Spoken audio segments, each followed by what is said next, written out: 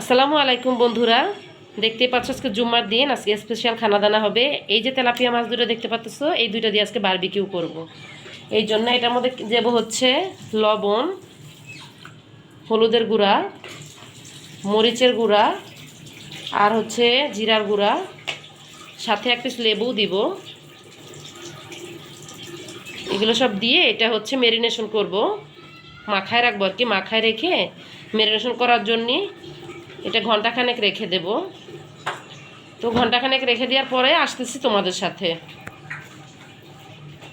যে মাছগুলো দেখছিলাম ম্যারিনেশন করে রাখছিলাম, এখন মাছগুলো এই যে গরম তেল, ডুবা তেলে ভাজবো, সুন্দর করে মচমচে ফ্রাই করে ভাজবো। এই যে দেখতেই পাচ্ছ আমি মাছটা ভাজতে দিচ্ছি, আর এক পিঠ হয়েও গেছে, সুন্দর একটা ব্রাউন কালার আসছে। এভাবে মাছটা আরও ডিপ ফ্রাই করে মাছটা ভেজে নেব।